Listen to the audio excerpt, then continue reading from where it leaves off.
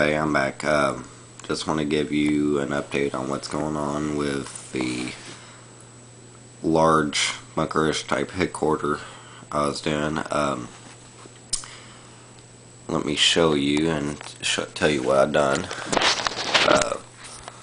Can't really probably see it too well, but after I put the putty on and I sanded it down, I was starting to sand it down smooth, and I was liking how some of the texturing was coming out when I didn't sand it all the way. Again, I'm not too sure of how well you could see that, but I didn't sand it down completely smooth. I'm going to give it a weathered look, like it's been sitting for maybe 100 or hundreds of years. And it's starting to weather down. And then I painted it with some blue at first. I've done blues underneath my grays before to get a nice look, but the blue I had was actually too light, so I just went back over it with some slightly grayed out black. It's just going to allow me to shade it a little bit better.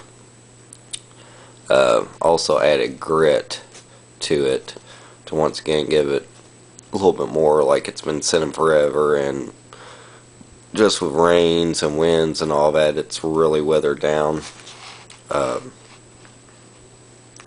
And for the grit, I went extremely cheap way. I went out to my gutter catch, the stone piece that goes underneath your gutter that some people have to keep from water eroding into the ground, and I grabbed some some of the rocks that come off shingles. I have a fairly new house, so I have I'll get a little good bit of it just from the loose grit on the shingles.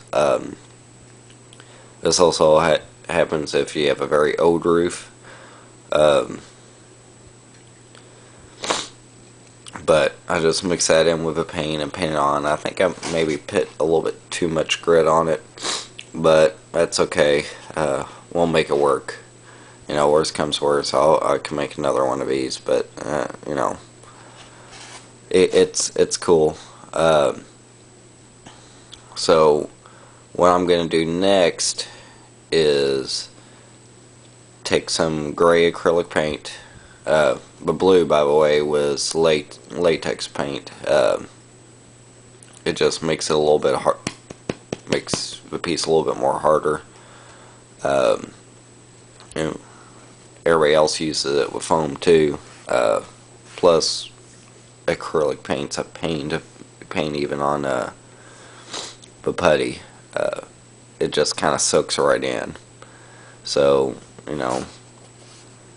the latex works nice. And then the black here is just acrylic paint. And then next thing I'm going to do is I'm going to paint it gray, and I'm not going to try to cover all the black. I'm going to get good coverage on it, but the recesses and all that I want to leave a little bit. I mean, I'll go back and ink a little bit later on with some watered down acrylic paint, or wash it rather, but it just helps add into a definition.